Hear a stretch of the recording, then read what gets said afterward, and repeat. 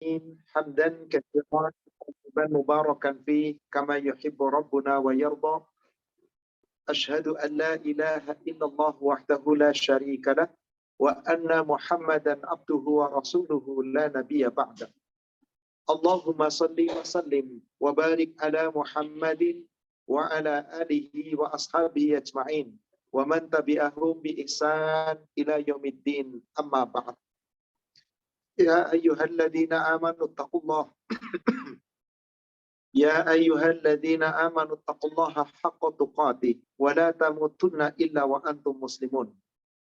يا أيها الذين آمنوا اتقوا الله وقولوا قولا سديدا يصلح لكم أعمالكم ويغفر لكم ذنوبكم ومن يطع الله ورسوله فقد فاز فوزا عظيما.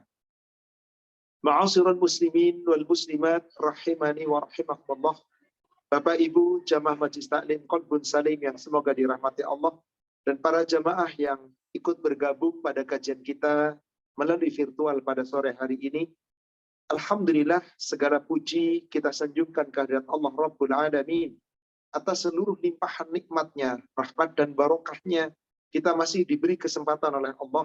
Insya Allah kita menimba ilmu agama, kita memperdalam akidah kita, meningkatkan iman dan takwa kita. Semoga dengan ilmu yang kita pelajari, menambah iman dan takwa kita, meningkat iman dan takwa kita, meningkatkan pula amal ibadah kita. Kelak semoga kita menjadi hamba-hamba yang muttaqin, yang Allah wafatkan dalam keadaan husnul khatimah.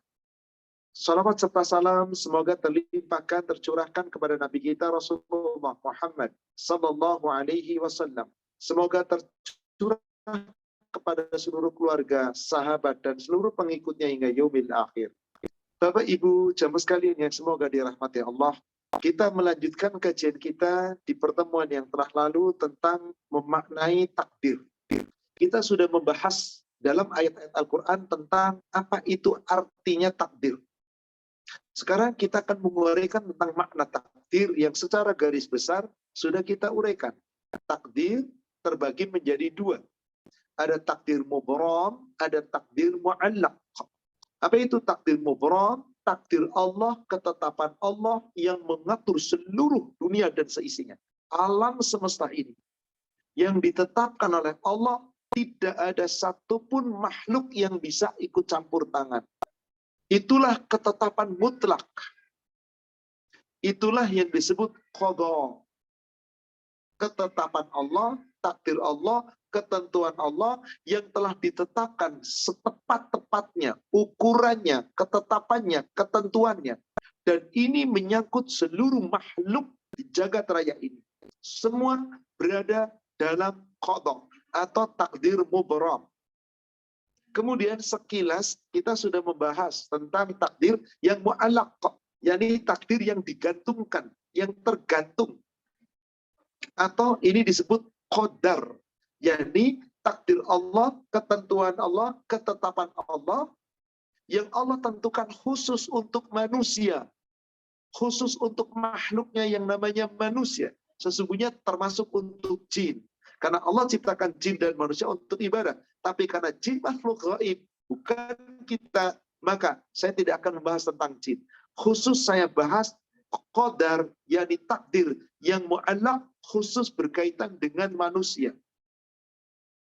Maka takdir yang bersifat mu'allaq ini atau qadar ini Allah tentukan kepada manusia, di mana Allah sudah menentukan manusia, apakah dia akan menjadi orang jahat, apakah jadi orang baik, apakah jadi orang taat, apakah jadi orang pembangkang, apakah jadi orang alim, apakah jadi orang yang kufur, apakah jadi penghuni surga, apakah jadi penghuni neraka. Maka ketetapan Allah ini tidak mutlak, semuanya mu'allaq, tergantung usaha manusia. Maka takdir yang berkaitan dengan qadar dan mu'allaq ini bergantung dengan iradah, kehendak, atau masyiah, kehendak. Yuridullah, Allah berkehendak. Manusia juga punya kehendak. Masya Allah, Allah berkehendak. Manusia juga punya kehendak. Ada masyiah manusia, ada masyiah Allah. Ada iradah manusia, ada iradah Allah. Tapi kehendak manusia, baik masyiah atau iradah, semuanya di bawah kehendak Allah. Contoh sederhana. Manusia berkehendak mencari rizki. Cari rizki. Apakah dia dapat rizki yang banyak atau sedikit? Tergantung kehendak Allah. Manusia mencari ilmu. Apakah dia nanti jadi orang pintar atau tidak pintar? Tergantung kehendak Allah. Manusia ingin berusaha sehat. Dia berusaha olahraga. Makan teratur. Apakah tetap sehat atau tidak? Tergantung kehendak Allah. Maka semua masyiah Allah, semua iradah Allah berada di atas kehendak manusia. Wa huwa qadiru wallahu qadiru fawqa ibad. Kehendak Allah itu di atas kehendak makhluknya. Yang paling sederhana lagi contoh. Bapak Ibu mengatakan, besok pagi kita akan berlibur. Hari Ahad kita menuju ke puncak. Satu keluarga, satu mobil, kita siap-siap. Ba'da sholat subuh, biar nggak macet, kita berangkat melalui tol Jagorawi. Manusia berkehendak. Seluruh keluarga berkehendak. Sebelum sholat subuh, sudah pada bangun. Sudah siap-siap. Setelah sholat subuh, sudah siap, tinggal berangkat. Punya kehendak. Allah takdirkan lain. Ada qadar Allah yang lain.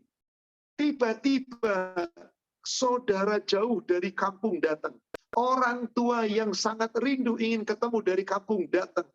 Akhirnya apa? Dia lebih memilih menemani orang tua yang datang daripada dia berlibur ke puncak. Manusia berkehendak, tapi Allah di atas kehendak manusia. Saat itu manusia tinggal memilih. Mau kemana? Anda terus melanjutkan perjalanan menuju berlibur ke puncak, silakan. Anda menemani saudara yang dari kampung, Anda bertemu dengan orang tua yang sedang rindu, silahkan. Itulah kehendak manusia, tetap berada di kehendak Allah. Maka saat itu boleh memilih. Atau diajak sekalian orang tua dengan saudara. Tapi ada kehendak yang akhirnya gagal total, kita nggak bisa apa-apa. Saat pas mau berangkat, qadarullah. Anak kita yang kecil saking senangnya lari-larian, kemudian lari, kepleset, kejedot, bocor kepalanya. Saya yakin Anda nggak jadi ke puncak. Kemana? Ke rumah sakit. Kehendak Anda ingin berlibur ke puncak. Kehendak Allah antar anak Anda ke rumah sakit. Nggak mungkin dalam kepala bocor tiba-tiba dibawa berlibur. Ini salah satu contoh yang sangat sederhana. Manusia berkehendak, manusia punya keinginan, tapi segala kehendak manusia berada di bawah kehendak Allah dan tidak bisa mengalahkan kehendak Allah. Kemudian, di dalam hadis diceritakan tentang kehendak manusia dengan kehendak Allah berkaitan dengan qada dan qadar tadi. Yang sekarang kita bahas adalah qadar atau takdir yang mu'allaq. Kita nggak membahas lagi yang mubram, kita nggak membahas lagi yang qada, ketetapan mutlak, yang itu mencakup seluruh alam semesta. Saya bacakan sebuah hadis.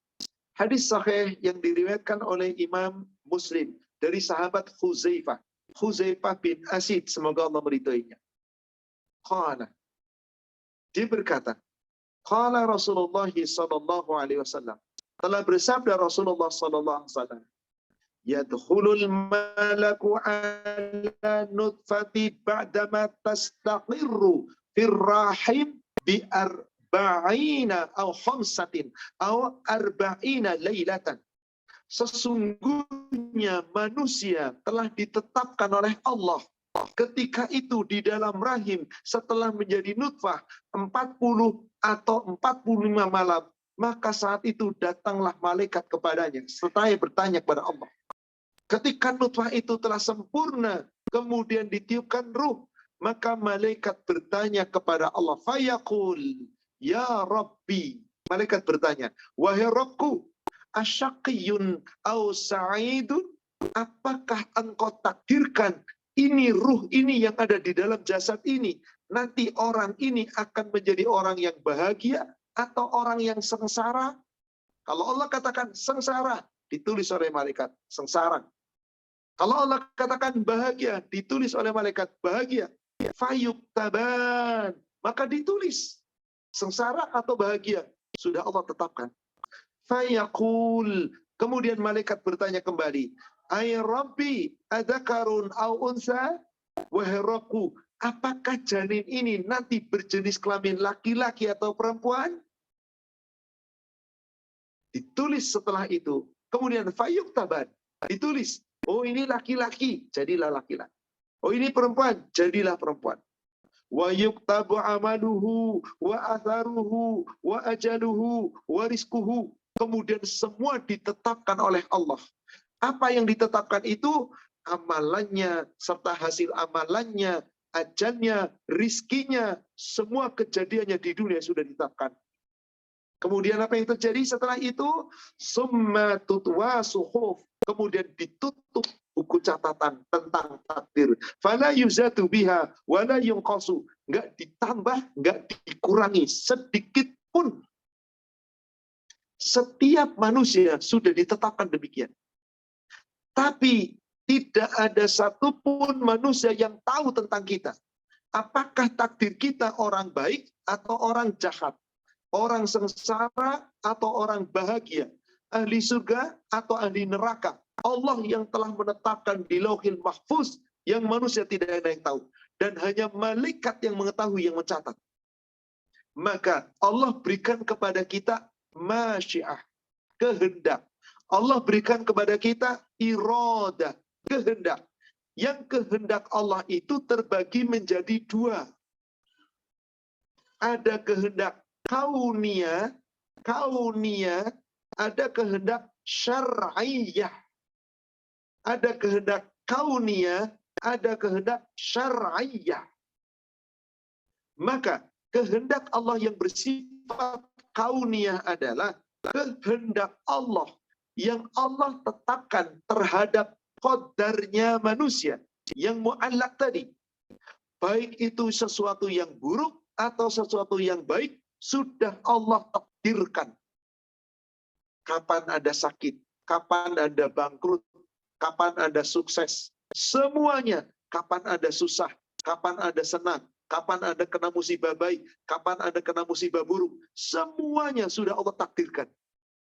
Ini apa namanya? Masyiah kauniyah. Masyiah kauniyah. Kebaikan-kebaikan yang Allah telah berikan kepadamu, atau keburukan yang Allah akan timpakan kepadamu, sudah Allah tetapkan. Kemudian ada pula kehendak kauniyah, masyiah kauniyah, berkaitan dengan perbuatan manusia. Anda jadi pencuri, Anda jadi pezina, Anda jadi pemabok, Anda jadi orang yang tidak taat, yang gak mau ibadah, Anda jadi orang kufur, Anda jadi orang ingkar, Anda jadi orang gak bersyukur, sudah ditetapkan. Kehendak kauniyah. Anda jadi orang baik, Anda jadi orang pinter, Anda jadi orang rajin ibadah, semua sudah ditetapkan. Masyiah kauniyah.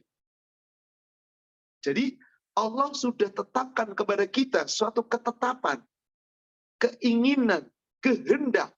Apakah berupa kebaikan yang kita perbuat, apakah berupa keburukan yang kita perbuat, semua itu di atas kehendak Allah. Yang manusia berbuat dengan kehendaknya manusia. Maka dengan kehendak kauniyah ini, manusia dibebaskan oleh Allah. Anda mau jadi penjahat, silakan. Anda menjadi pencoleng, silakan. Anda menjadi pezina, silakan. Anda menjadi orang yang taat ibadah, monggo. Anda menjadi orang yang mau belajar ilmu agama, yang rajin baca Quran, ibadah, berbuat baik, silakan. Ini kehendak kauniyah. Allah bebaskan manusia. Mau berbuat jahat, mau berbuat baik, terserah Anda. Ingat, kehendak kauniyah itu diikat dengan kehendak syariah. Apa itu kehendak syariah? Kehendak Allah khusus kepada manusia berkaitan dengan syariat. Maka yang ini Allah hanya terima yang baik-baik.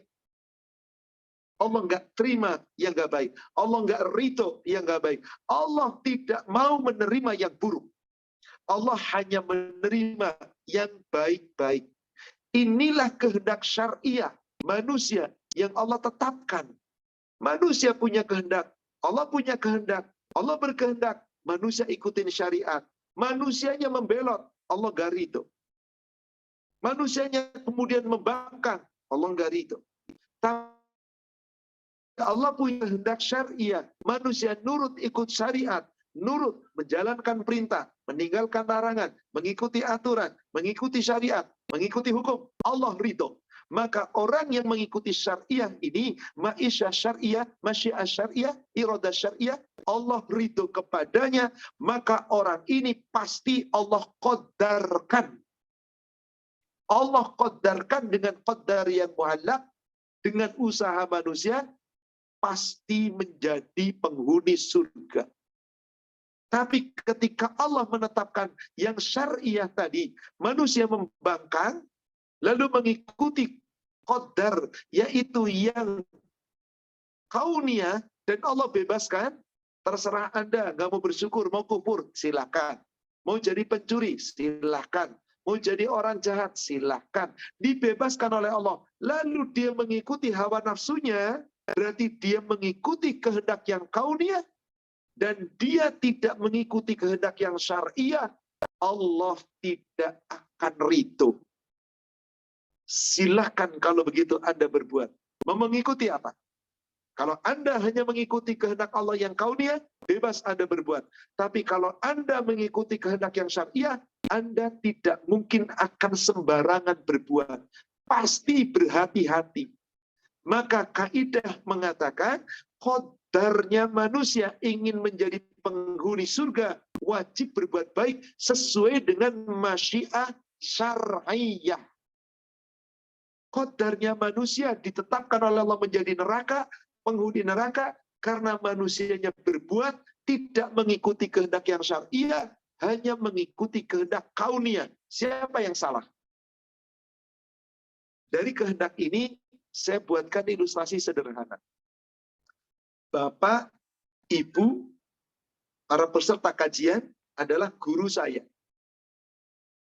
Lalu Bapak dan Ibu guru berkata kepada saya dan beberapa mahasiswa yang lain, murid-murid yang lain. Bapak berkata, wahai murid-muridku, wahai mahasiswaku, aku punya kehendak untuk meluluskan kalian.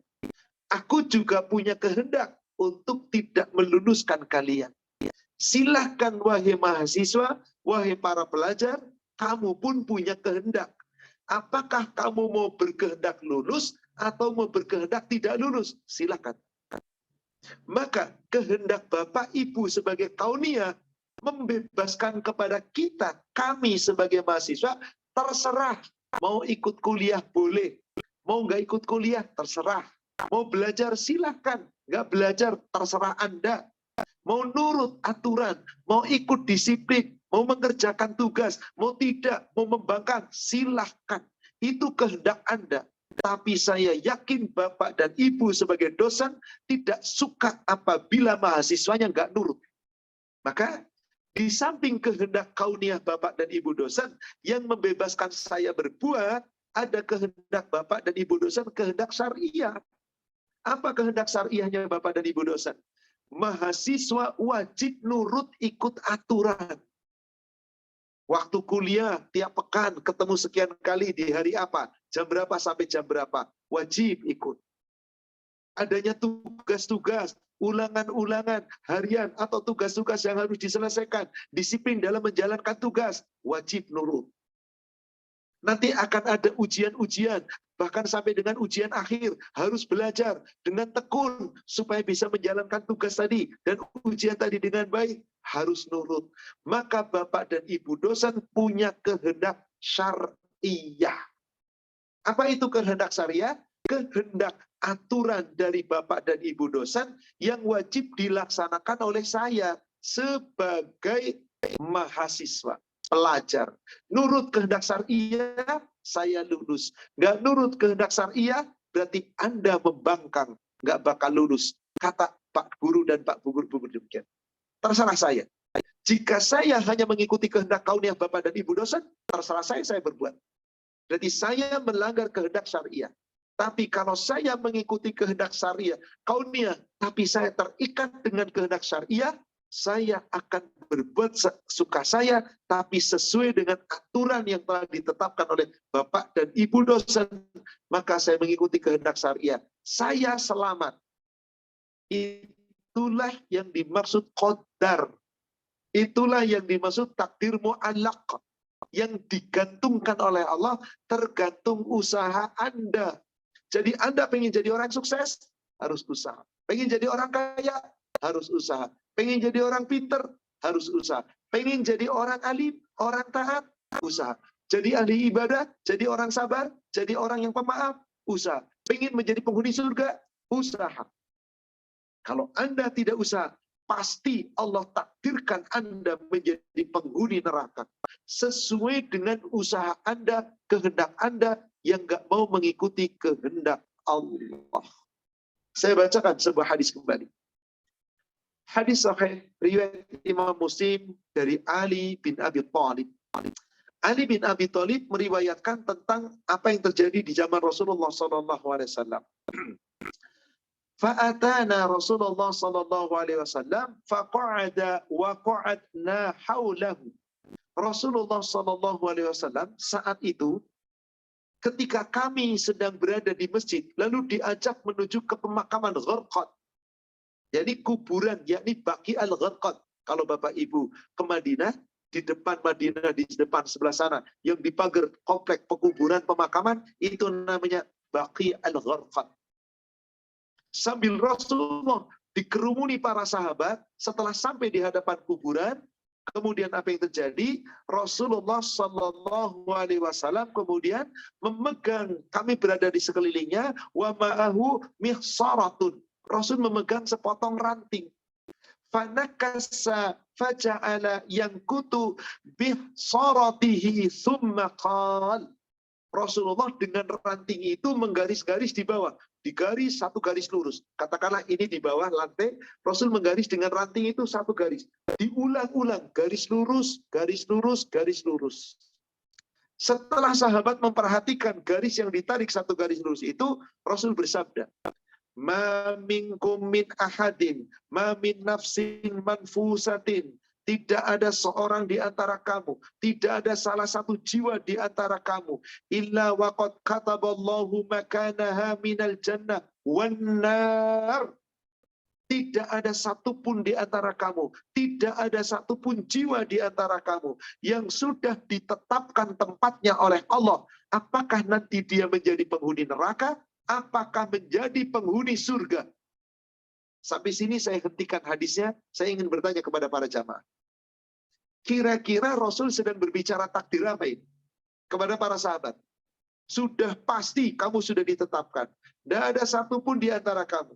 Tidak ada satupun jiwa di antara kamu. Yang sudah ditetapkan apakah nanti jadi penghuni neraka atau penghuni surga. Kira-kira Rasul sedang berbicara tentang apa nih? Takdir yang mana? Yang mu'allaq atau yang mubrom? Yang qada atau yang qadar? Rasul sedang berbicara mu'allaq. Tergantung usaha Anda. Rasul sedang berbicara takdir yang qadar. Tergantung usaha Anda. Rasul sedang berbicara masalah kehendak Allah. Kehendak berkaitan syar'iyah. Bukan yang kauniyah. Kalau kauniyah, terkadang Allah timpakan kita keburukan. Kita kecelakaan, mati dengan musibah yang mengerikan. Digencet dengan trailer misalkan, kepalanya pecah. Jatuh dari bangunan kepleset, jatuh, kepalanya pecah. Seperti di tahun 2015, ada orang berhaji di Masjidil Haram, ada kren jatuh, ketimpa kren, hancur, kepalanya pecah, tubuhnya hancur. Itu ma'isah Allah yang mana? Kauniyah. Kehendak kauniyah, terserah Allah. Meskipun keburukan menimpa manusia. Yang penting manusianya mengikuti syariah. Yang sedang Rasul sampaikan di sini adalah kehendak Allah yang syariah. Berkaitan takdir yang qadar atau mu'allaq. Yang manusia harus berusaha. Maka kata Rasulullah, tidak seorang pun di antara kamu, tidak satu pun jiwa di antara kamu yang sudah Allah tetapkan. Apakah tempatnya itu di surga atau tempatnya di surga? Itu sudah ditetapkan. Wa illa waqad kutibat syaqiyatan aw sa'idatan. Dan sungguh Allah sudah takdirkan kamu, sudah tercatat. Apakah kamu orang yang bahagia nanti di surga Apakah kamu orang yang sengsara di neraka? Bahasa sederhana, saya mengatakan begini. Saya seorang dosen. Saya balik sekarang, saya seorang dosen. Bapak, Ibu, semua adalah mahasiswa saya. Saya berkata begini sama Bapak dan Ibu. Baru masuk kuliah hari pertama, ketemu saya berkata, wahai mahasiswa-mahasiswiku, tidak ada satupun di antara kamu semua yang sudah aku tetapkan. Apakah nanti kamu lulus, apakah kamu gagal.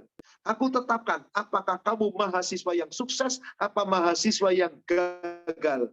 Apakah kamu lulus atau tidak lulus. Apakah kamu tetap kuliah di sini sampai selesai, apa kamu DO di tengah jalan. Sudah aku tetapkan. Kira-kira dari ucapan saya, Bapak Ibu bisa memahami? Apa yang sedang saya katakan? Takdir mutlak saya, bahwa Anda nggak bakal ada usaha apa-apa, udah terserah dosen, mau lulus mau enggak, udah dosen takdirkan? Tidak. Saya yakin Bapak Ibu sebagai mahasiswa akan berkata, berarti dosen sedang memberikan maklumat. Siapa yang ingin lulus, wajib ikutan masyiah saya, yang syariah, aturan-aturan yang ditetapkan. Siapa yang nggak ingin lulus, terserah Anda. Terserah Anda. Seperti itulah. Dan Rasul mengatakan itu. Tidak satu pun di antara kamu, jiwa-jiwa kamu sudah ditetapkan tempatnya di neraka atau sudah. Sudah dituliskan apakah kamu jadi orang bahagia atau orang sengsara. Mendengar kata-kata itu, kemudian faqala rajulun, seorang laki-laki kemudian berkata kepada Rasulullah, ya Rasulullah, afala tamattuhu ala kitabina wa tada'ul mala. Ya Rasulullah, kalau begitu, apakah lebih baik kita pasrah saja terhadap takdir Allah? Allah sudah takdirkan tuh. Mau jadi penghuni neraka, penghuni surga, sudah ditakdirkan. Mau jadi orang bahagia, orang celaka, sudah ditakdirkan. Kalau begitu ya Rasulullah, kita pasrah saja dengan takdir. Kita ikuti saja ketetapan Allah. Mau bagaimana lagi? Seakan-akan, ya sudahlah, bagaimana lagi? Udah ditakdirkan kok. Untuk apa kita usaha kalau gitu ya Rasulullah? Tadi setelah saya sebagai dosen berkata kepada mahasiswa, mahasiswa berkata, ya udah gimana lagi, dosen sudah menetapkan lulus atau gagal, DO atau tidak, ngapain lagi kalau gitu saya belajar, ngapain lagi saya kuliah disiplin. Apakah Anda akan berkata begitu? Nggak mungkin. Berarti ini tahu maklumat. Seperti itulah sahabat menyadari yang disampaikan Rasul. Tapi awalnya mereka mengira, kalau gitu takdir sudah ditetapkan penghuni neraka dan surga, bahagia dan celaka, untuk apa kita beramal? Pasrah sajalah sudah sama takdir ya Rasulullah. Kalau Allah takdirkan menjadi penghuni surga, alhamdulillah. Kalau Allah takdirkan menjadi penghuni neraka, gimana lagi sudah takdir? Seakan-akan menyerah. Ya sudah kepada takdir. Tidak. Maka Rasulullah SAW kemudian bersabda. Faqal, beliau bersabda, man kana min ahli sa'adatin fasayasiruhu ila amali ahli sa'adah. Barang siapa yang Allah takdirkan dia menjadi orang yang bahagia, Allah mudahkan di dalam hidupnya dia untuk beramal dengan amalan orang menuju kebahagiaan. Sebaliknya, kata Rasulullah, wa man kana ahli syaqawah fasayasiru ila amali ahli syaqawah. Barang siapa yang Allah takdirkan dia menjadi ahli sengsara, yakni orang-orang yang sengsara, maka sepanjang hidupnya Allah mudahkan dia beramal untuk menuju kesengsaraan. Faqala, maka Rasul bersabda, wa'malu, beramallah kalian semua. Wa kullun masayarrun, kalian semua sudah dimudahkan untuk beramal. Amma ahlu sa'adi fayasul fayayusarruhuna li amali ahli sama ahli sa'adah. Adapun orang-orang yang ditakdirkan oleh Allah menjadi orang berbahagia, sepanjang hidupnya dia berusaha beramal untuk menjadi orang yang bahagia. Sebaliknya, wa amma ahlu syaqawah fayayusarruhuna li amali ahli syaqawah. Adapun orang-orang yang ditakdirkan oleh Allah menjadi orang sengsara, sepanjang hidupnya dia beramal untuk menuju kesengsaraan. Summa qara'a. kemudian Rasulullah membaca ayat Al-Quran. Monggo Bapak Ibu kita buka ayatnya. Surat 92, surat Al-Lail, ayatnya kita baca dari ayat yang kelima. Coba perhatikan baik-baik ayat ini. Rasulullah SAW bersabda, fa'amman aqawat taqo wasoddaqa bil husna fasanuyassiruhu lil yusra. Maka adapun orang-orang yang suka memberi, jadi dia lapang hati, dermawan, sering berbagi, nggak bakhil, wattaqo, dan bertakwa, wasaddaqa bil husna, dan serta selalu membenarkan adanya balasan yang terbaik, yaitu adanya surga. Fasanuyassiruhu lil yusra. Allah mudahkan baginya jalan menuju kemudahan. Jadi siapa itu orang yang takdirkan bahagia? Orang yang selalu membenarkan kalimat Allah, orang yang selalu menjaga aturan Allah, orang yang tidak bakhil, orang yang selalu menjaga takwanya, dan orang yang selalu berbuat kebaikan. Maka Allah mudahkan orang itu menuju surga, karena orang itu berusaha untuk berbuat kebaikan. Sebaliknya, di ayat berikutnya, ayat yang ke-8, wa amman bakhila wastaghna. Adapun orang-orang yang bakhil, yang pelit, yang kikir, wastaghna, dan merasa cukup seakan-akan tidak butuh pertolongan Allah. Wa kadzdzaba bil husna, lalu mendustakan kebaikan-kebaikan. Mendustakan pahala yang terbaik, yaitu surga. Dia tidak berusaha untuk beramal dengan amalan ahli surga.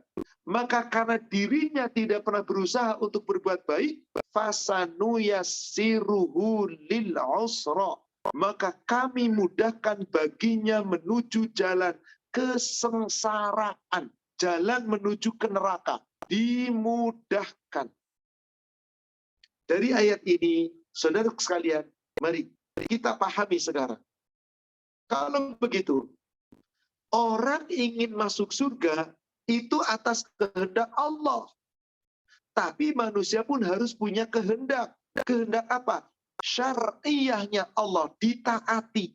Diperintah ibadah, jalankan. Diperintah untuk menjalankan sholat, menjalankan puasa, yang wajib, yang sunnah, zakat, haji, jalankan. Maka dia menjalankan kehendak syariah sesuai dengan aturan Allah, maka Allah mudahkan jalan menuju surga. Tapi ada orang yang tidak mau menjalankan syariah. Mereka tidak mau menjalankannya. Mereka mengingkari perintah-perintah Allah. Bahkan mereka mendustakan. Berarti mereka tidak ingin mengikuti syariat Allah. Maka dibiarkan oleh Allah. Itulah kehendaknya. Dan Allah tidak ridho. Tapi manusia tetap berbuat. Maka baginya akan diberikan oleh Allah kesulitan untuk menuju surga. Dimudahkan menuju neraka. Dengan terus-menerus bermaksiat. Lalu di mana kuncinya? Manusia bisa meraih surga. Raihlah hidayah. Carilah hidayah. Cari petunjuk Allah. Siapa yang mau mencari petunjuk Allah dengan sungguh-sungguh beramal ibadah, ikuti aturan Allah, maka Allah mudahkan jalan menuju surga. Tapi siapa yang nggak mau mencari hidayah, nggak mau belajar ilmu agama, nggak mau taat dalam ibadah, Allah mudahkan jalan menuju neraka. Untuk urusan ibadah sulit. Siapa yang salah? Apakah Allah? Tidak. Manusia. Kenapa? Karena manusia tidak mau menjalankan takdir Allah yang berkaitan dengan masyiah syar'iyah. Kehendak Allah berkaitan dengan syariat. Saudaraku seiman yang semoga dirahmati Allah. Kita bisa lihat surat Al-An'am. Surat 6 ayat 125. Allah Subhanahu wa taala berfirman, "Faman yuridillahu ayyahdiyahu yashrah sadrahu lil Islam." Maka barang siapa yang Allah berikan hidayah Dan Allah menghendaki seseorang mendapatkan hidayah. Yuridillah, Allah menghendaki ayyahdiyahu, memberikan hidayah kepadanya. Kira-kira saya ingin bertanya, Bapak Ibu, mungkinkah Allah berikan kepada kita hidayah gratis tanpa kita berusaha? Nggak mungkin. Berarti melalui usaha kita menjalankan kehendak Allah yang syariah, kita belajar ilmu agama, kita belajar Al-Quran, kita ikuti taklim, kita mencari ilmu, dan terus berusaha untuk taat. Maka kita meminta kepada Allah petunjuk. Allah berikan kita petunjuk. Kalau manusia sudah dapat petunjuk, yashrah sadrahu lil Islam. Allah akan membukakan dadanya untuk menerima Islam, menjalankan Islam, ringan dalam beribadah, menjalankan syariat Islam. Kenapa? Karena orang itu mau mencari hidayah.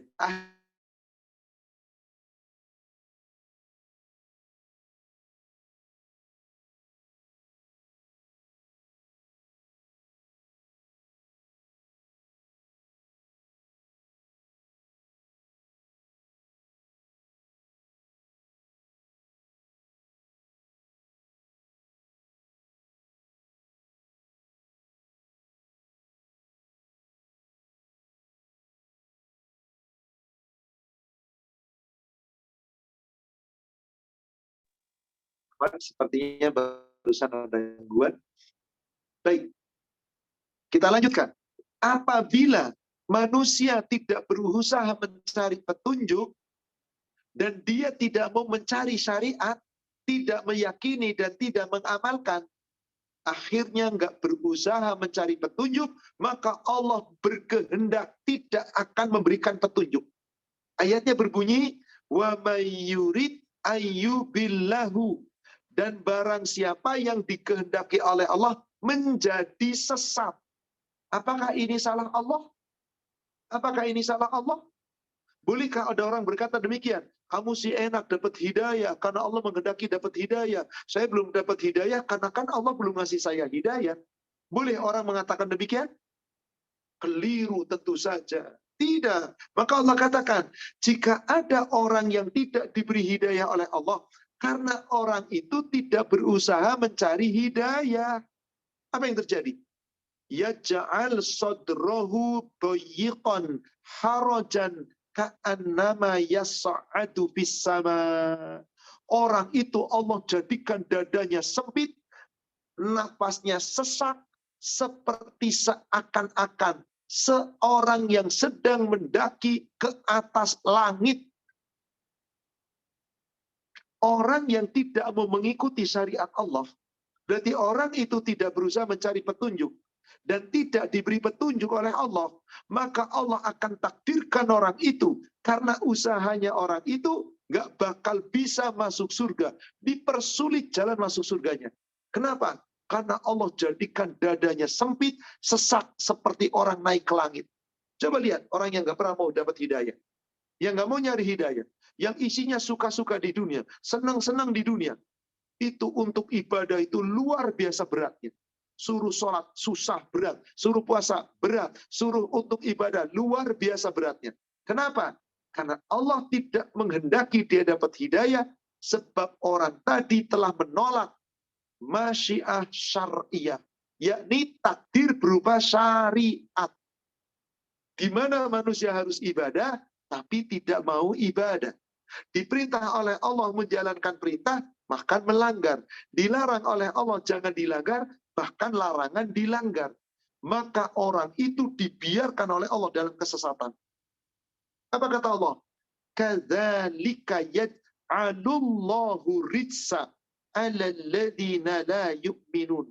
Demikianlah Allah akan menimpakan kehinaan. Allah akan timpakan kepada mereka siksaan. Siapa? Orang yang tidak mau beriman. Sudah diberi akal pikiran. Allah berkehendak manusia ngikutin syariat supaya beriman, bersyukur kepada Allah, malah memilih kekufuran. Itu kehendaknya manusia. Silakan. Maka saudara sekalian, dalam menjalankan kehendak kauniyah, bebas manusia, tapi dalam menjalankan kehendak syariah, manusia nggak boleh bebas, nggak boleh memilih. Kenapa? Karena manusia diciptakan oleh Allah tujuannya cuma satu, untuk nurut, untuk ibadah, untuk taat. Itulah kehendak syariah. Itulah qadar atau mu'allaq, yaitu qadar yang bersifat dengan mu'allaq, yang wajib kita menjalankan. Tidak boleh tidak. Surat 51, surat Az-Zariyat, ayat 56. Allah Subhanahu wa taala berfirman di sana, "Wa ma khalaqtul jinna wal insa illa liya'budun." Tidaklah Allah menciptakan jin dan manusia kecuali manusia itu diciptakan untuk menjalankan syariat Allah. Berarti mengikuti qadar Allah yang bersifat mu'allaq, di mana masyiah yang wajib kamu taati, yang berupa adalah masyiah yang syariah. Di mana kita wajib mengikuti kehendak Allah sesuai dengan syariat. Tujuan Allah ciptakan kita adalah ibadah. Gimana manusia nggak beribadah? Nggak bersyukur. Terserah Anda. Apa resikonya? Ya Allah nggak bakal ridho. Allah tidak pernah akan ridho. Kenapa? Allah sudah tetapkan takdirnya manusia itu harus ibadah. Lihat lagi surat Al-Isra. Surat 17, ayat yang ke-23. Wa qadha rabbuka alla ta'budu illa iyyah. Bahkan di sini, ma'isya syariah itu Allah tetapkan sebagai qadha, mutlak, nggak boleh dirubah. Manusia nggak boleh merubah, harus taat. Wa qadha rabbuka alla ta'budu. Allah Rabbmu telah memerintahkan kepadamu, menetapkan qadha mutlak syariah yang wajib kamu lakukan, yaitu kamu harus ibadah menyembah Allah. Jangan kepada yang lain. Wa bil walidaini ihsana, dan berbuat baik kepada kedua orang tua. Ada ketetapan di sana. Ibadah kepada Allah. Itulah takdir syariah yang wajib manusia jalankan. Bagaimana jika manusia tidak menjalankan, tidak mengikuti aturan, tidak mengikuti syariat? Maka Allah membiarkan manusia-manusia yang tidak mengikuti syariat, dibiarkan dalam kesesatan, bahkan makin sesat, dibiarkan sesat oleh Allah, maka mereka pasti akan menjadi penghuni neraka. Karena manusia tidak menjalankan takdir Allah yang berupa qadar, yang mu'allaq, yang berupa masyiah, kehendak Allah syariah, sesuai dengan syariat. Maka dibebaskan oleh Allah berbuat. Siapa mereka? Orang yang tidak lagi menuhankan Allah, tapi menuhankan hawa nafsu. Allah tidak akan beri petunjuk, bahkan Allah akan tutup pendengarannya, hatinya, matanya, maka orang itu selalu dalam kesesatan. Surat 45, surat Al-Jasiyah, ayat yang ke-23. Allah Subhanahu wa taala berfirman,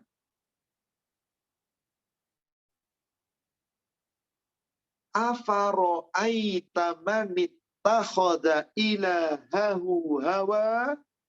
Maka pernahkah kamu memperhatikan, apakah kamu pernah melihat orang-orang yang mengikuti hawa nafsunya sebagai Tuhannya, menjadikan hawa nafsu sebagai Tuhannya? Tuhan kita siapa, Bapak Ibu? Allah. Allah sudah takdirkan kita bahwa kita harus ikutin syariat. Anda ikutin syariat, Allah takdirkan jadi orang bahagia, selamat di dunia, selamat di akhirat. Tapi di dunia mungkin Anda tertimpa musibah buruk, tertimpa musibah yang jelek, kemiskinan, kesusahan, kemelaratan. Itu urusan takdirnya Allah. Itu masya Allah kauniyah, terserah Allah. Meskipun buruk menimpa kita, selama kita beribadah kepada Allah dengan baik, maka Anda menjalankan takdir yang mubram, yang mu'allaq, di mana itu adalah masyiah yang berupa syariat, kita ikuti. Selamat Anda. Selamat Anda. Bagaimana kalau tidak? Terserah Anda. Orang itu bukan lagi menuhankan Allah, tapi menuhankan dirinya. Hawa nafsunya yang diikuti. Apa kata Allah? Fa'adallahu Allahu ala ilmin. Allah biarkan orang itu di dalam kesesatan. Dibiarkan sesat. Allah takdirkan atas kehendak Allah. Dengan kehendak syariah, dia menolak, maka dibiarkan sesat. Kehendak manusia ternyata melanggar kehendak Allah. Maka Allah gak setuju, dibiarkannya sesat. Wa khatama ala sam'ihi. Allah tutup nanti pendengarannya.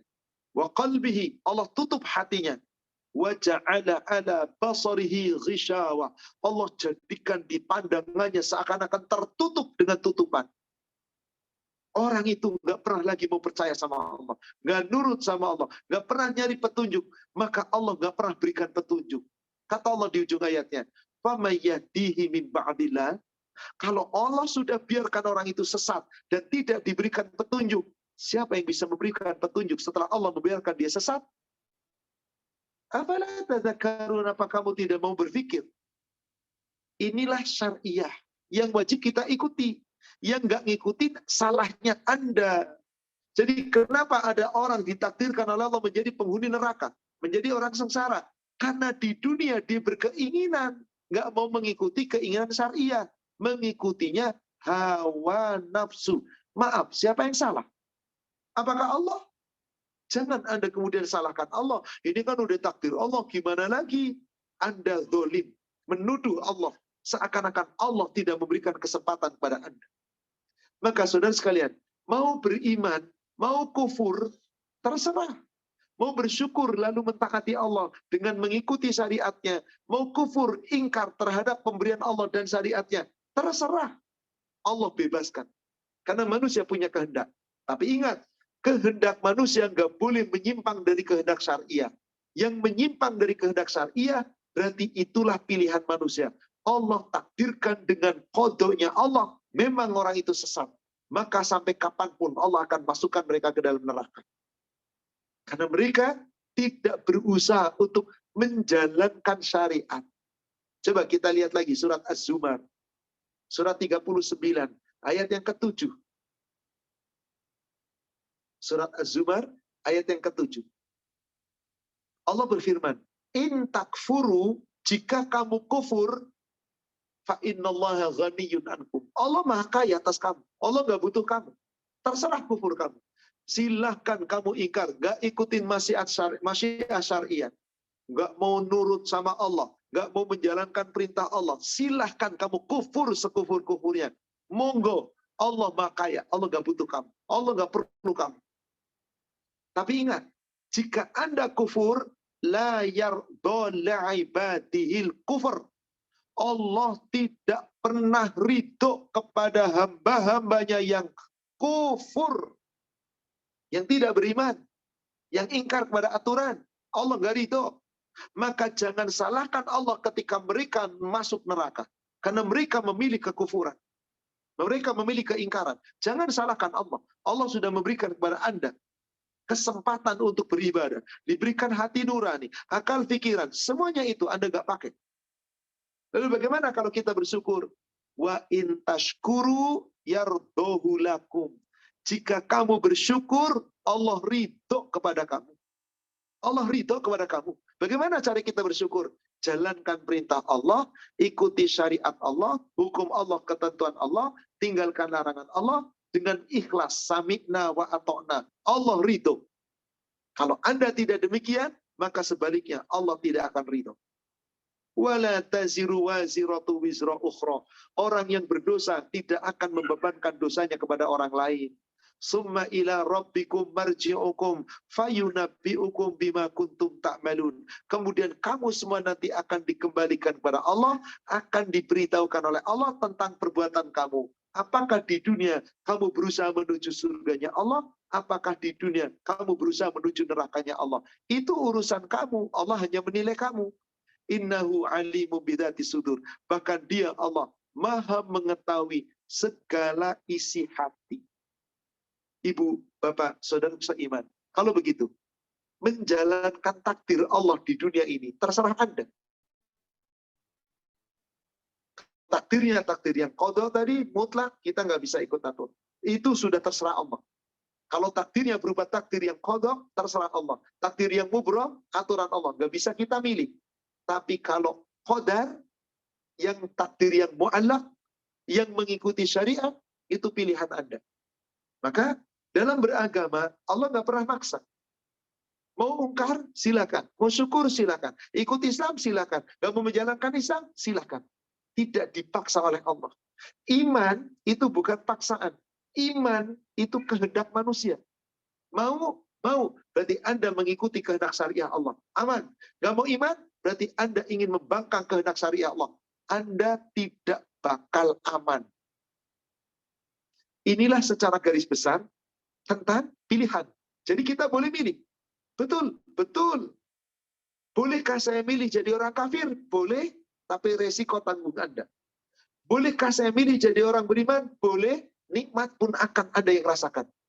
Maka terhadap masyiah Allah, yang kauniyah manusia nggak boleh memilih, tapi kalau kauniyah syariah, terhadap kauniyah manusia kemudian boleh memilih, nggak boleh memilih, ini ketetapan Allah. Tetapi terhadap kehendak yang syariah, manusia boleh memilih. Tapi kalau pilihannya salah, Anda yang sengsara. Kalau pilihannya benar, Anda yang bahagia. Coba kita lihat lagi. Surat Al-Kahfi. Surat Al-Kahfi. Yakni surat 18 ayat 29. Allah Subhanahu wa taala berfirman, "Wa qulil haqqu mir rabbikum." Katakanlah, kebenaran yang hak itu dari Allah, dari Rabb. Kebenaran bukan dari manusia. Kebenaran mutlak dari Allah. Maka setiap manusia yang ingin meraih surga, ikuti syariat Allah, cari kebenaran dari Allah. Berarti pelajari Al-Quran, pelajari Al-Hadis. Anda berada di atas kebenaran. Maka jika Anda mau memilih, silakan. Faman sya'a falyu'min, maka barang siapa yang menghendaki beriman, silakan. Silakan. Waman sya'a falyakfur, siapa yang menghendaki kufur, ingkar, silakan. Tuh, manusia boleh memilih tentang syariat, terserah Anda. Kalau kauniyah nggak bisa, ini mutlak ketetapan Allah. Tapi kalau syariah, manusia dikasih pilihan, terserah Anda. Cuman kalau Anda salah pilih, Allah nggak ridho. Anda benar pilih, Allah ridho. Maka kata Allah, Anda mau beriman silakan, Anda mau kufur silakan. Tapi jika Anda memilihnya salah, Anda kufur, berarti Anda dolim. Apa ancaman bagi orang dolim? Allah sudah katakan tuh di lanjutan ayatnya, terusannya. Inna a'tadna lidzolimina naro. Sesungguhnya Allah telah menyediakan untuk orang-orang yang dolim. Siapa orang dolim? Orang yang salah pilih, yang nggak ngikutin syariat Allah. Api neraka sudah disediakan. Ahata bihim suradiquha, yang panasnya api neraka, gejolaknya itu mengelubung mereka, mengelilingi mereka, dan terus mereka dikepung. Wa iyastaghitsu yughatsu bima, jika mereka meminta minuman, maka Allah kasih minuman dari air. Apa jenis airnya? Kalmuh liyashwil wujuh. Airnya adalah air yang panasnya seperti cairan besi yang mendidih. Salah siapa? Salah manusia karena memilih kekufuran. Nggak mau bersyukur, nggak mau iman, nggak mau mengikuti masyiah yang syariah. Hanya mengikuti masyiah kauniyah. Bebas berbuat. Maka di sini Allah Subhanahu wa taala sesungguhnya memberi pilihan. Tapi Anda jangan salah pilih. Berarti sesungguhnya tanpa ada pilihan. Nggak boleh memilih. Kenapa? Inna dina indallahil Islam. Agama di sisi Allah hanyalah Islam. Yang nggak mau Islam, ya berarti ruginya Anda sendiri. Maka sungguh, ketika mereka meminum air yang panasnya seperti cairan besi mendidih, maka bi'sa syarab, saudara sekalian, itu seburuk-buruk minuman. Wasa'at murtafaqa, itu seburuk-buruk tempat kembali. Tempat yang paling jelek manusia kembali kepada Allah. Yaitu tempat istirahat yang paling konyol, neraka. Siapa yang salah? Manusia. Jangan salahkan Allah. Jangan salahkan Rasul. Maka Nabi SAW pernah bersabda di dalam hadis riwayat Imam Bukhari. Apa kata Rasulullah? Hadis ini dari sahabat yang bernama Mu'az bin Jabal. Mu'az bin Jabal pada suatu ketika mendengar Rasulullah bersabda, "Ya Mu'az, labbaik ya Rasulullah wa sa'daik. Ya Mu'az, labbaik ya Rasulullah wa sa'daik." Sampai 3 kali. Maka Rasulullah mengatakan kepada Mu'az, "Ya Mu'az, man qala asyhadu an la ilaha illallah, asyhadu anna Muhammadar Rasulullah sidqan min qalbihi aw khalisan min nafsihi dakhalal jannah." Wahai Mu'az, siapa di antara kamu yang mengucapkan kalimat syahadat sidqan min qalbihi, terbit sepenuh hatinya, ikhlas sepenuh jiwa raganya, khalisan min nafsi, ikhlas sepenuh jiwa raganya, ikhlas terbit dari hati sanubarinya, pasti masuk surga. Coba Bapak Ibu merenung dengan hadis ini. Kira-kira cukupkah seorang hamba mengucapkan la ilaha illallah tanpa mengikuti syariat Allah? Tentu saja sebagai konsekuensi Anda mengucapkan syahadat, wajib mengikuti syariat agar Anda selamat. Kalau nggak ngikutin syariat, berarti Anda telah ingkar terhadap takdir Allah. Takdir yang mana? Takdir yang mu'allaq, takdir yang qadar, dan takdir bersifat kehendak Allah yang syar'iyah. Anda menentang, Anda nggak bakal bahagia. Anda nggak bakal selamat. Dalam hadis yang lain yang diriwayatkan oleh Imam Bukhari dari Abu Hurairah, Rasulullah SAW bersabda, "Kullu ummati dakhalal jannah illa man aba." Setiap umatku, yakni umat Islam yang telah mengucapkan 2 kalimat syahadat, pasti masuk surga. Pasti masuk surga. Jadi orang bahagia. Illa man aba, kecuali orang-orang yang nggak mau, yang menolak untuk masuk surga. Sekarang saya ingin tanya kepada para jamaah. Ada orang Islam yang menolak masuk surga? Ada orang Islam yang enggan masuk surga? Saya yakin nggak ada. Mana mungkin orang kafir aja pengen masuk surga kok. Maka para sahabat bertanya, "Qultu ya Rasulullah, wa may ya'ba?" Wahai Rasulullah, siapa orang yang enggan masuk surga, yang nggak mau masuk surga, padahal dia Islam? Rasul menjawab dengan diplomatis. Kullu ummati man aponi dakhalal jannah. Setiap umatku yang mau mentaati aku masuk surga. Wa man asoni faqad aba. Tapi siapa umatku yang tidak mau mentaati aku, dia enggan masuk surga. Silakan Bapak Ibu memilih. Apakah Anda memilih takdir Allah yang mu'allaq, kemudian yang mubrom tadi, dengan kehendak Allah syariah yang kita wajib ikuti, tapi Allah kasih pilihan, terserah Anda. Nggak ikuti, nggak apa-apa. Berarti Anda enggan masuk surga, karena nggak mau mentaati. Saya tutup dengan sebuah hadis, dan saya tutup dengan sebuah ayat Al-Quran. Hadis penutupnya, hadis Sahih Muslim, dari sahabat Mu'az bin Jabal. Pada suatu ketika, Mu'az bin Jabal membonceng Rasulullah, di belakang Rasulullah, membonceng keledai Rasulullah. Rasul memanggilnya sampai 3 kali. Ya Mu'az, labbaik ya Rasulullah, wa sa'daik. Ya Mu'az, labbaik ya Rasulullah, wa sa'daik. Sampai 3 kali. Begitu Rasul paham, Mu'az bin Jabal sudah semangat untuk mendengarkan. Maka Rasulullah kemudian bertanya kepada Mu'az. Ya Mu'az, wahai Mu'az.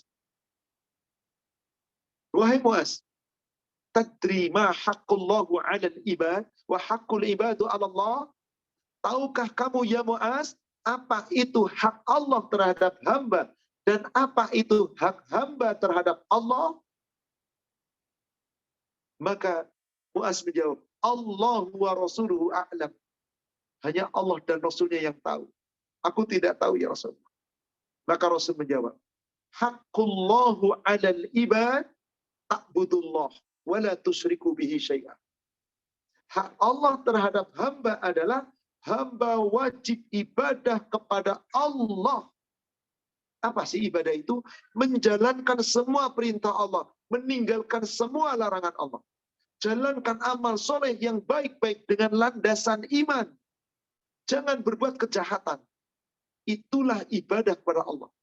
Maka siapa yang ibadah kepada Allah dan tidak menyekutukan sesuatu pun dengan Allah, dia akan mendapatkan hak Allah, hak manusia nanti di akhirat. Jadi di dunia kita menjalankan hak Allah, kehendak Allah yang syariah tadi. Kita nggak boleh berkehendak. Tapi Anda memilih salah, rugi Anda. Maka hanya Allah, ibadah kepada Allah, jangan menyekutukan Allah. Nggak ada pilihan lain. Hanya itu, titik. Memilih lurus, selamat. Milih bengkok, Anda yang rugi. Maka jika Anda sudah menjalankan hak Allah, mengikuti syariat Allah yang syariat tadi yang masyiah syariah, yang kodratnya itu adalah qadar yang mu'allaq, Anda usaha baik-baik, Anda akan mendapatkan hak. Yaumil akhir di surga. Hakul ibadu ala Allah la yu'adzibhum man la yusyriku bihi syai'ah. Hak hamba terhadap Allah adalah siapa yang di dunia sudah memenuhi hak Allah, maka dia tidak menyekutukan Allah di dunia, menjalankan semua aturan Allah, dia nanti akan dapat hak di akhirat, bahwasanya dia tidak pernah akan disiksa di neraka. Berarti masuk surga. Ayat penutup pertama, surat Al-Kahfi ayat 110 dan surat 40, surat Ghafir ayat 40. Surat Al-Kahfi ayat 110. Qul, Muhammad katakan, innama ana basyarum mithlukum yuha ilai. Sesungguhnya aku ini manusia biasa seperti kamu. Bedanya aku mendapat wahyu, diwahyukan kepadaku. Annama ilahukum ilahu wahid. Bahwasanya isi wahyu itu adalah ilahmu yang berhak kamu sembah, yang berhak kamu ibadahi, yang kamu taati, yang kamu ikuti syariatnya. Cuma satu, ilahu wahid, Allah. Ilahu wahid, hanya satu, Allah. Maka kata Rasulullah, kata Allah di ujung ayatnya, "Faman kana yarju liqa'a rabbih." Siapa yang ingin berjumpa dengan Allah, mengharapkan masuk surganya Allah, fal ya'mal amalan salihah. Hendaklah kamu beramal dengan amal yang saleh. Mereka semua beramal dengan amalan yang saleh. Wala yusyrik bi'ibadati rabbihi ahada. Dan jangan pernah menyekutukan sesuatu pun dengan Allah. Anda dijamin masuk surga. Jadi Anda menjalankan syariah Allah dengan sebaik-baiknya. Bagaimana kalau Anda jahat? Anda berbuat kejahatan. Salah Anda dibalas sesuai dengan kejahatan. Kalau Anda berbuat baik dengan landasan iman, surga tempatnya. Penutupnya surat 40 ayat 40. Man amila sayyi'atan fala yujza illa mithlaha. Wa man amila salihan min zakarin au unsa wa huwa mu'min fa ulaika yadkhulunal jannah yurzaquna fiha bighairi hisab. Saudara sekalian, saya simpulkan dari segala pembahasan kita tentang takdir. Kesimpulannya adalah, manusia tidak boleh berbuat keburukan. Siapa manusia yang berbuat keburukan, berarti dia menyalahi takdir Allah. Jangan salahkan Allah ketika nanti masuk neraka. Jangan salahkan Allah ketika dia masuk neraka. Karena dia telah menyalahi takdir Allah. Takdir yang mana? Takdir yang mubram? Bukan. Takdir yang mu'allaq. Yang mana? Yang qadha? Bukan. Yang qadar. Mana berkaitan kehendak Allah yang syariah. Dia memilih keburukan. Salah. Maka dibalas sesuai dengan kesalahannya. Kejahatannya. Sebaliknya, وَمَنْ عَمِلَ صَالِحًا مِنْ ذَكَرٍ أَوْ أُنْثَى. Siapa saja orang laki-laki atau perempuan beramal soleh sebaik-baiknya, wahwa mukmin, dan dia beriman. Ini pilihan, nggak ada pilihan lain. Maka Allah pilihkan kepada kita satu-satunya pilihan yang paling tepat adalah berimanlah kepada Allah, tunaikan perintah Allah, ikuti syariat Allah, tinggalkan larangan Allah semampu kita, dan beriman sebaik-baiknya. Maka Allah pasti takdirkan akan masuk surga.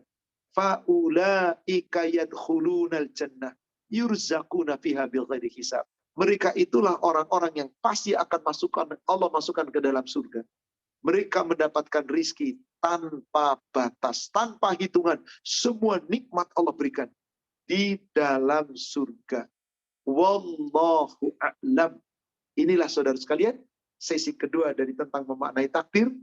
Kalau yang pertama, sesi pertama kita membahas tentang arti takdir. Hari ini kita memaknai takdir. Bagaimana memahami takdir dengan benar. Bukan sekedar ini takdir Allah. Tapi ternyata ada takdir yang Allah tetapkan kita, yang wajib kita berusaha. Yaitu takdir berkaitan dengan mu'allaq yang tergantung dengan perbuatan Anda, qadar yang Allah serahkan kepada kita sesuai dengan kehendak Allah, tapi ada pula kehendak manusia, hanya kehendak manusia tidak boleh melenceng dari kehendak Allah. Siapa yang melenceng, resiko tanggung sendiri. Siapa yang lurus sesuai kehendak Allah, maka dia tempatnya adalah surga. Wallahu a'lam. Demikian kami kembalikan kepada admin. Silakan.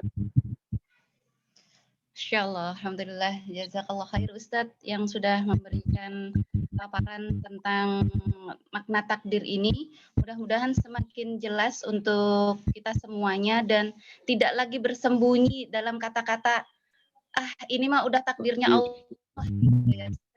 Jadi manusia sama Allah diberikan bekal, diberikan kehendak untuk juga menentukan pilihan.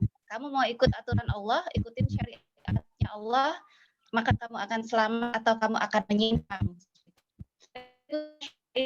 Pertanyaan yang sudah masuk di room chat kami. Yang pertama yaitu dari Ibu Susi. Apa beda masyiah dengan irodah? Langsung atau sama. Dikumpulkan Ustadz? Langsung saja. Masyiah sama artinya Masya Allah, kehendak Allah. Irodah yuridullah, kehendak Allah. Sama masyiah dengan irodah itu dua kata yang berbeda tapi memiliki makna yang sama. Contohnya fajar dengan subuh.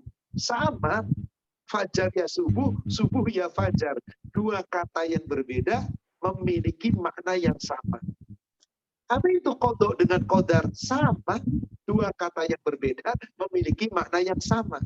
Hanya kalau berkaitan dengan masyiah kehendak Allah, itu masyiah yang Allah itu tetapkan tadi, masyiah kauniyah. Allah berbuat apapun yang Allah kehendaki, manusia tidak bisa apa-apa lagi. Allah takdirkan kamu menjadi laki-laki, mau bisa apa lagi Anda? Ingin jadi perempuan, berubah jenis kelamin, haram, dosa besar, berubah takdir. Tapi kalau Anda ingin menjadi orang kaya, saya akan usaha, saya akan mencari rezeki. Anda berada di atas masyiah yang syariah. Nanti cara nyari rezekinya halal apa haram? Cara nyari rezekinya jujur atau dusta? Cari nyari rezekinya itu riba atau halal atau bukan riba? Maka proses itu nanti dilihat sesuai dengan syariah atau tidak. Maka kalau sesuai syariah, Anda berarti mengikuti masyiah yang Allah kehendaki. Maka dari masyiah manusia dan masyiah Allah, akhirnya Allah irodah, Allah tetapkan. Jadi kalau irodah itu ketetapan Allah berdasarkan perbuatan manusia melalui masyiah tadi. Jadi hasil akhirnya itu irodah. Demikian. Tapi sama-sama maknanya. Qadha hasil akhirnya. Qadar usahanya kita kayak apa. Tapi sesungguhnya qadar satu kesatuan menyatu. Masyiah dengan irodah satu kesatuan menyatu. Gak bisa dipisahkan. Kalau saya ibaratkan begini. Bapak, Ibu saya tanya. Mana yang lebih utama? Mana yang lebih utama? Dan mana yang pertama? Telur atau ayam? Silakan jawab. Ada yang menjawab, ayam dulu. Loh kenapa? Tanpa ayam nggak mungkin ada telur. Oke. Orang yang enggak dong, telur dulu. Telurlah yang kemudian menetas jadi ayam. Kalau gitu, telur dan ayam bisa dipisah nggak? Nggak bisa. Di mana ada telur, pasti ada ayam. Di mana ada ayam, pasti bisa bertelur. Dah, jadi ayam dan telur satu kesatuan. Qadha dan qadar satu kesatuan. Mu'allaq dan mubraq satu kesatuan. Irodah dan masyiah satu kesatuan. Hanya memiliki sedikit penjelasan yang berbeda, tapi maknanya satu kesatuan. Demikian, wallahu a'lam.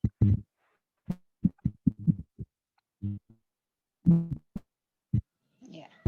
Alhamdulillah, jazakallah khair Ustadz. Mudah-mudahan Bu Susi sudah lebih jelas ya dengan penjelasan yang sudah disampaikan Ustadz. Pertanyaan Saya selanjutnya berikan contoh sederhana begini, Bu, maaf, ya, tentang masih ada dan irodah, biar jelas. Baik, Ustadz. Tadi di awal saya katakan, saya berkehendak besok hari Ya. Ahad mau ke puncak. Itu saya berkehendak kan? Allah juga punya kehendak. Apakah nanti kehendak saya cocok dengan kehendak Allah? Dibuktikan hari Ahad. Ternyata hari Ahad saya jatuh sakit. Saya nggak jadi ke puncak. Hasil akhir dari kehendak saya yang nggak cocok dengan kehendak Allah, maka Allah tetapkan irodahnya. Paham kalau begitu? Jadi kehendak itu usaha kita, dari segala usaha kita, apakah cocok nggak dengan kehendak Allah, masyiah Allah, lalu diputuskan oleh Allah. Allah putuskan dengan kehendak Allah. Kehendak memutuskan masyiah dari keinginan manusia, itu namanya irodah, hasil akhirnya. Sama, qadar kita berusaha, hasil akhirnya qadar, hasil akhirnya. Demikian, Allah. Baik, Ustadz. Pertanyaan selanjutnya Ustadz dari Ibu Sri. Ini lagi ya habis selesai ujian perguruan tinggi nih Ustadz. Bismillah, Ustadz, apakah jika seorang anak yang telah berusaha belajar dan mendapat prestasi nilai akademik yang sangat baik, namun karena aturan PPDB lalu tidak lolos masuk ke sekolah pilihan, apakah itu takdir Allah terbaik juga Ustadz? Mohon nasihatnya Ustadz. Baik, ada sebuah kisah. Seorang anak luar biasa di sekolahan SMA, saya tidak sebut tapi di SMA, dan ini kisah nyata. Prestasi akademisnya luar biasa, rankingnya luar biasa, bahkan aktif di kegiatan perlombaan, mengikuti perlombaan. Ada di SMA itu namanya lomba sains nasional, ikut. Prestasi akademisnya bagus, ikut perlombaan, dapat medali. Medalinya di bawah emas, perak. Di bawahnya perak, perunggu. Kepala sekolah sudah mengatakan, andai kata anak ini prestasinya bagus, plus dapat medali, itu daftar di perguruan tinggi negeri mana saja dapat. Karena modal menjadi nasional, berarti duit punya prestasi. Seakan-akan terserah milih. Mau di mana? ITB, UI, pokoknya perguruan negeri tinggi yang paling Anda favorit. Anda pasti dapat. Tuh, manusia berkehendak, manusia bercerita-cita, manusia memiliki pengalaman, bisa. Akhirnya apa yang terjadi? Bahagialah orang tuanya, senanglah orang tuanya, senanglah anaknya, milih perguruan tinggi favorit yang memang dia incar cita-citakan. Begitu melalui saringan, bukan ujian, tapi saringan jalur prestasi, guru mengatakan, kepala sekolah mengatakan, bahkan ikut pula latihan-latihan latihan-latihan gama dan seterusnya, bimbingan. Pada saat ikut latihan di situ bimbingan luar biasa. Apalagi Suman mengatakan, udah gak usah bimbingan, ngapain, Anda sudah punya medali. Di tangan Anda dapat pilihan Anda. Prestasinya ada, medali ada. Dibalik oleh Allah. Jedek, gak masuk. Orang tuanya bingung, sedih, si anak lebih-lebih. Gurunya malu, kepala sekolah udah janji, lebih malu lagi. Kenapa begini? Apa namanya ini? Qadar. Prosesnya qadar, sudah berusaha, mu'alak, berkehendak, masyiah, usaha-usaha maksimal di depan mata keterima. Qadarullah nggak keterima. Berarti qadar Allah mendahului. Inilah qadar. Anda nggak bisa milih. Jangan sedih. Berarti Allah nggak memilihkan Anda di tempat yang Anda pilih. Kenapa?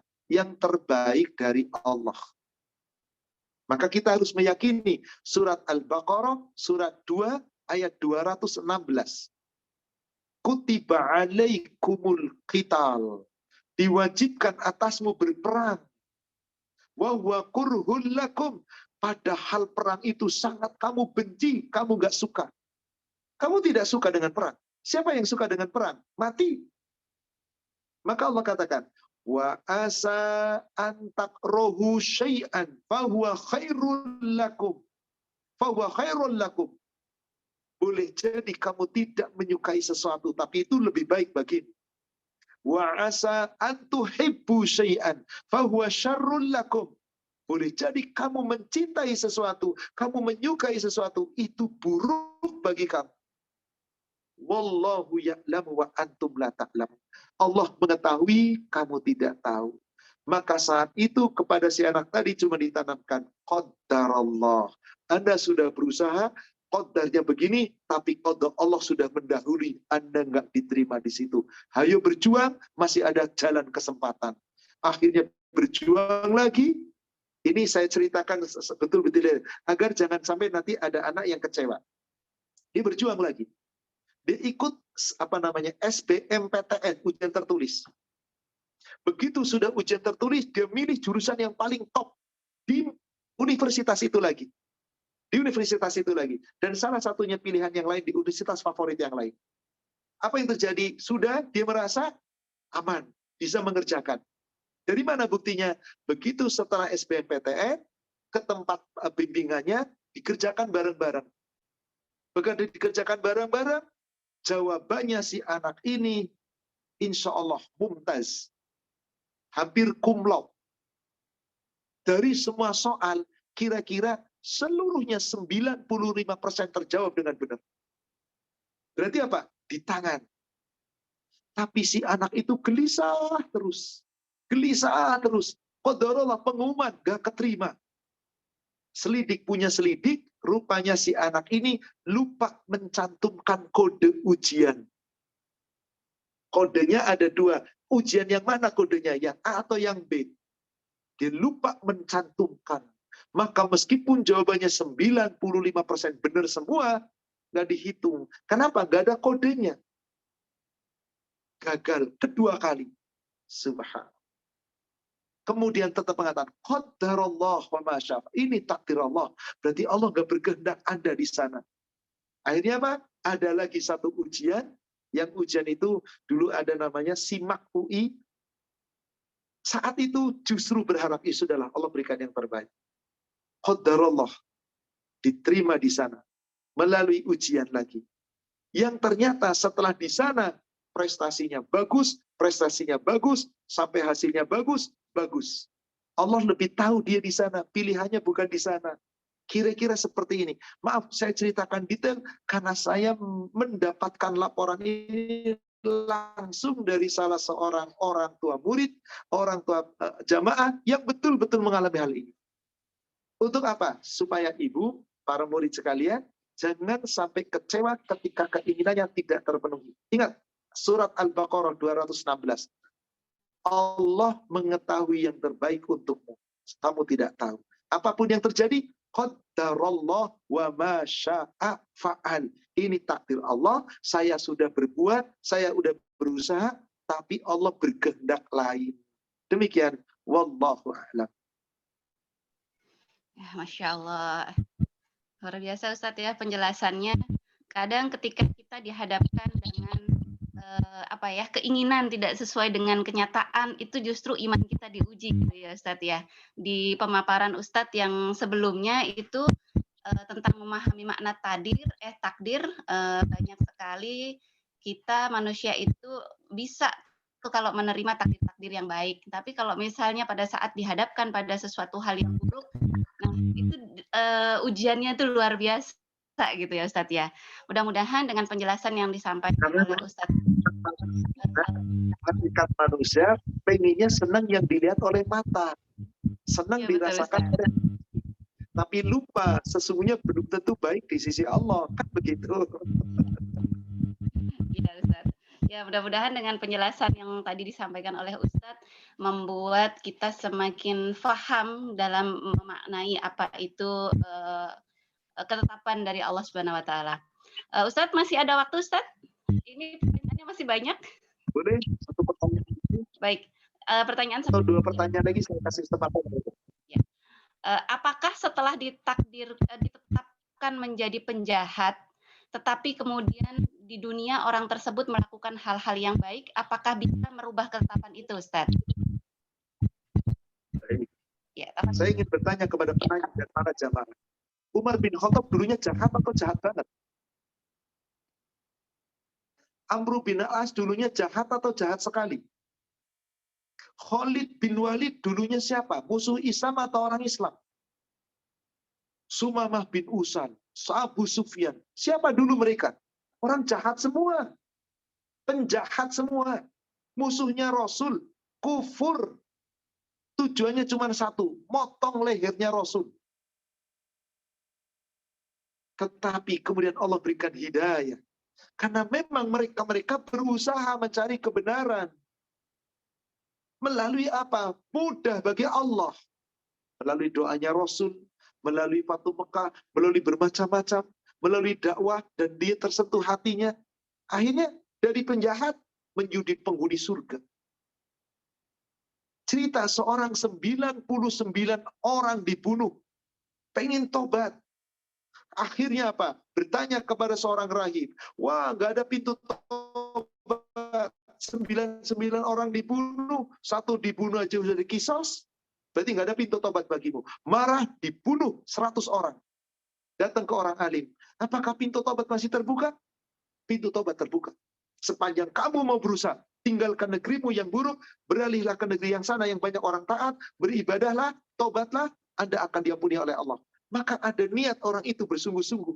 Akhirnya apa? Beramal dengan amalan yang baik. Takdir, dia usaha, ada qadar di sana. Ada kehendak. Allah yang kemudian dia ikuti dan dia berbuat kebaikan.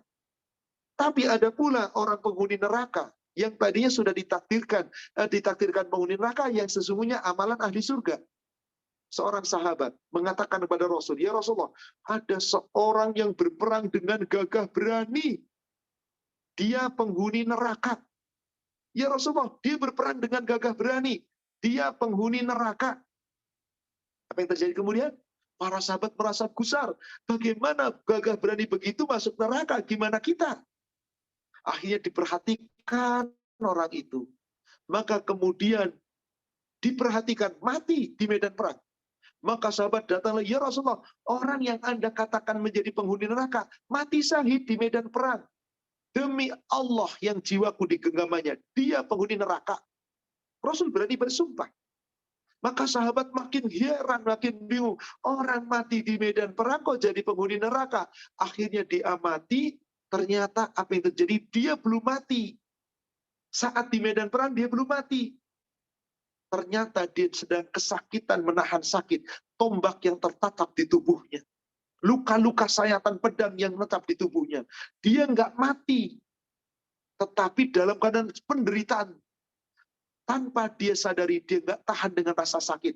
Dia ambil pedang, dia tusukkan. Bunuh diri akhir hayatnya. Itu yang Rasul katakan, jaraknya dengan surga tinggal sedekah. Kalau dia nggak bunuh diri, surga. Ternyata Allah takdirkan dia adalah orang penghuni surga. Matinya bunuh diri. Berarti apa? Dia perang bukan ikhlas karena Allah. Dia perang bukan karena Allah. Dia takut mati.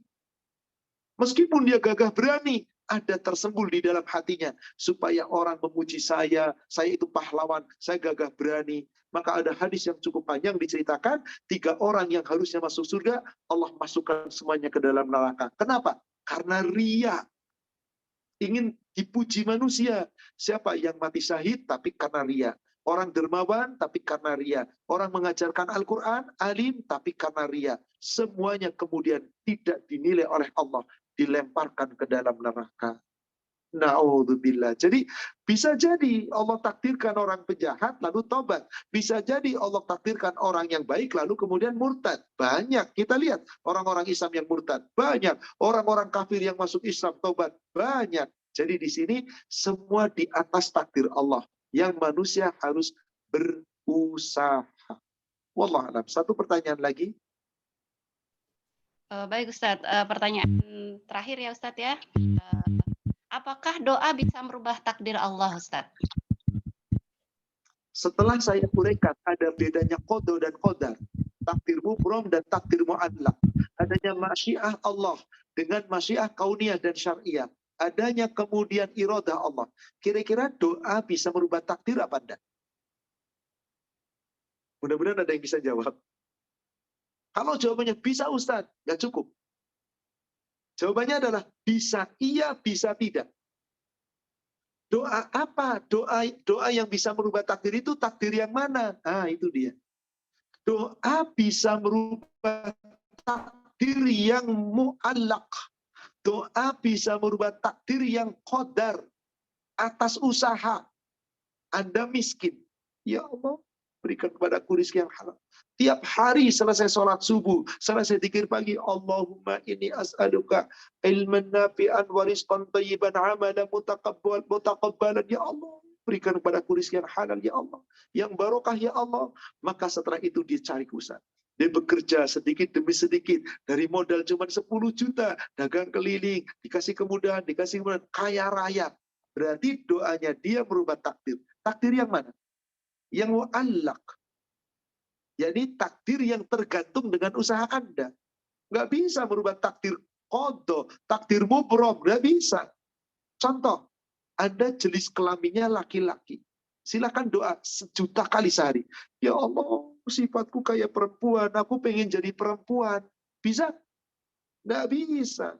Maka tidak serta-merta takdir bisa merubah, doa bisa merubah takdir. Tidak. Doa bisa merubah takdir yang mu'allaq, yang qadar, yang seiring dengan usaha manusia. Tapi hasil usaha, hasil akhirnya tergantung kodratnya, irodahnya Allah. Tergantung ma'isyahnya, masyiahnya sudah kita kerjakan. Mengikuti syariat Allah. Tapi ternyata kehendak Allah berbeda. Irodahnya mengikuti aturan Allah. Saya buatkan contoh. Mudah-mudahan contoh ini bisa dipahami. Saya pernah punya rekan, tahun berapa waktu itu ada kecelakaan Garuda di Yogyakarta. Rekan saya harus naik pesawat Garuda itu. Harus naik pesawat. Kenapa? Sudah punya tiket, tinggal jalan ke sana, dan proyek di sana. Proyek yang nilainya saat itu sudah di atas M. 1M. Luar biasa gede. Tahun-tahun 90 berapa waktu itu. Rekan saya ke sana tugas dari perusahaannya. Apa yang terjadi? Pada saat mau berangkat, di tengah jalan ada berkas yang ketinggalan. Berkas yang ketinggalan. Dikejar lagi ke kantor. Karena agak macet, dia telepon dari kantor. Berkas itu dikirim oleh kurir naik motor, oleh petugas kantor, ketemu di jalan, ambil, dia jalan. Di tengah jalan, di tol macet. Mau menuju ke bandara, macet. Sedangkan flight jam sekian. Akhirnya apa? Terus dia paksa ke sana. Begitu dia sudah mampu, dia kemudian pertama datang. Pertama datang di bandara itu apa? Check in. Begitu check in sudah diterima, segera pesawat sudah mau berangkat. Pada saat mau boarding, masuk ruang boarding, pesawat sudah jalan. Nggak bisa kan berhenti lagi? Karena dia sudah dipanggil berulang-ulang, nggak datang. Apa yang terjadi? Gerutu, 1000 kali gerutuan. Sialan, wah gara-gara telat, gara-gara berkas proyek, padahal nanti rapat dengan direksi dan seterusnya. Wah sialan, maki-maki. Dia sudah berusaha menjalankan, tapi dia nggak terima takdirnya Allah. Dan itu adalah apa? Kodoknya Allah. Anda sudah berdoa dapat proyek ini, tinggal gol, tinggal bawa berkas, tinggal ACC, tinggal rapat singkat diputuskan. Wah, caci maki dan seterusnya, caci maki dan seterusnya. Apa yang terjadi? Qadarullah wa ma syaa fa'al. Begitu sore hari dapat kabar pesawat itu gagal mendarat, landing di Yogyakarta. Yang ketika itu Garuda kecelakaan. Ada beberapa yang meninggal, ada yang luka parah. Apa yang dikatakan? Alhamdulillah, untung ada berkas yang ketinggalan. Alhamdulillah, untung macet. Kalau saya naik pesawat itu mati barangkali saya. Tuh manusia, kapan ngomong alhamdulillah? Sudah terjadi. Itu kodok tuh hasil akhirnya. Itulah yang namanya takdir Allah. Manusia berusaha, manusia berkehendak, tapi Allah irodahnya di atas kehendak manusia. Manusia nggak bisa memilih. Saat itu manusia baru sadar, ternyata Allah takdirkan saya gagal naik pesawat. Kalau saya naik pesawat itu, boleh jadi. Demikian pula ada rekan saya yang naik pesawat, waktu itu pesawat yang di perairan Lautan Kerawang sana. Yang mau menuju ke suatu tempat ke arah Sumatera sana. Ke Riau kalau tidak salah. Apa yang terjadi? Jatuh, gak ada yang selamat. Ada kan orang-orang yang di bandara caci maki gara-gara telat? Setelah itu apa? Alhamdulillah. Nah, inilah manusia. Manusia itu tahu takdir kalau sudah terjadi. Makanya setiap apapun yang kita perbuat, mari kita berdoa. Doa itu takdir Allah, wajib. Hasil akhirnya itu urusan Allah. Wallahu a'lam. Demikian saudaraku seiman yang semoga dirahmati Allah, kajian kita pada sore hari ini. Semoga kita paham makna tentang takdir. Dan tadi seperti moderator, jangan pernah lagi menyerahkan takdir. Tetapi mari berusaha sebaik-baiknya supaya Allah memberikan yang terbaik untuk kita. Wallahu a'lam. Demikian saudaraku seiman yang semoga dirahmati Allah, para jamaah dari Qalbut Salim yang semoga dirahmati Allah, mudah-mudahan membawa manfaat dan hikmah. Yang benar dari Allah yang disampaikan melalui Rasulnya, yang salah saya yang menyampaikan yang penuh kekurangan, manusia yang penuh kekhilafan, semoga Allah memaafkan dan mengampuni dosa kita. Mari Bapak Ibu sama-sama kita akhiri dengan kafaratul majelis. Subhanaka Allahumma wa bihamdika asyhadu an la ilaha illa anta astaghfiruka wa atubu ilaik. Alhamdulillah. Billahi taufik. Assalamualaikum warahmatullahi wabarakatuh. Waalaikumsalam warahmatullahi wabarakatuh. Jazakallah khair Ustadz yang sudah menyampaikan paparannya yang mohon maaf untuk para jamaah yang pertanyaannya masih belum bisa terjawab. Ini masih banyak sekali Ustadz pertanyaan-pertanyaan dari para jamaah.